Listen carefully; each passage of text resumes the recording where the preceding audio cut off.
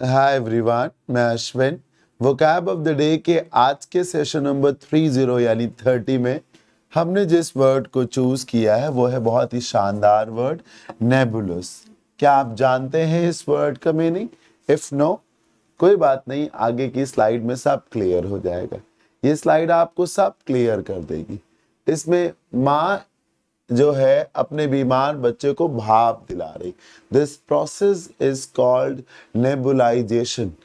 ये एक मशीन है, this machine is called nebuliser.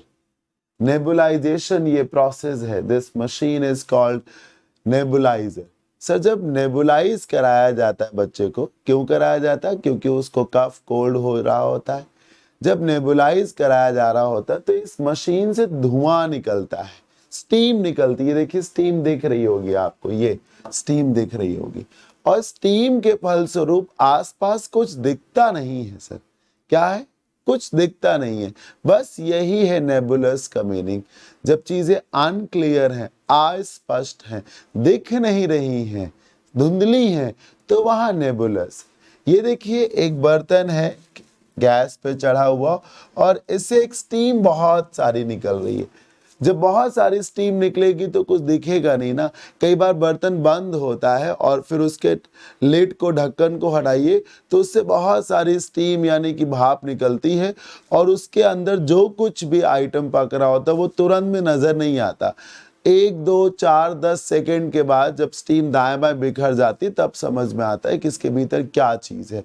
तो जो कोहरा है ना सर, जो धुंध है, जो धुआं है, उसका काम ही यही है विजिबिलिटी को अफेक्ट करना।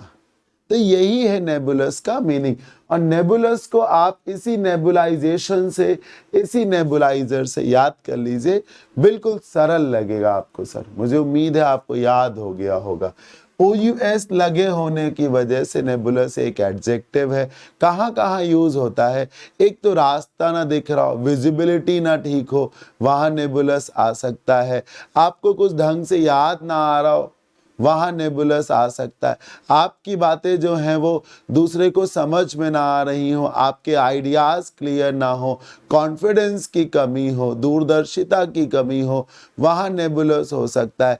आवाज आपकी लड़खड़ा रही तो शब्द समझ में ना आ रहे हो, वहां भी आप नेबुलस लगा सकते हैं। नॉट क्लियर और डेफिनेट इनसाइट और कॉन्टेक्स्ट। ओपेक, क्लाउडी, वेग, मिस्टेक, ऑब्सक्योर, हेजी, ये सब नेबुलस के सिनोनिम्स हैं। Clear, manifest, obvious, distinct, evidence या अनइक्विवोकल, ये वर्ड तो अभी अभी मैंने एक बैच में रूट वर्ड में करा है, जिसका मतलब ही होता है क्या? क्लियर, स्पष्ट, जिसको कहा जा सकता है। एग्जाम्पल्स हैं, उन्हें पढ़ लीजिए। विद हिज टेलीस्कोप, अपने टेलीस्कोप के माध्यम से, he could see the नेबुलस star very well.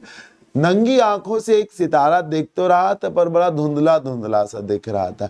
Telescope से उसने देखा तो वो नेबुलस स्टार बिल्कुल क्लियर दिखने लगा। Before drifting into unconsciousness, unconsciousness का मतलब होता है बेहोशी, और ड्रिफ्ट इनटू का मतलब होता है कि घुस जाना, मुड़ जाना एक तरीके से। तो एक व्यक्ति बेहोश होने से पहले, बेहोशी में जाने से पहले, उस व्यक्ति ने कुछ धुंधले धुंधले से, अस्पष्ट, लड़खड़ाते लड़खड़ाते से शब्द बोले थे about a hidden treasure. Treasure बोलते हैं संपत्ति को। किसको बोलते हैं? संपत्ति। ठीक है, आपने वो मूवी देखी फिर हेरा फेरी?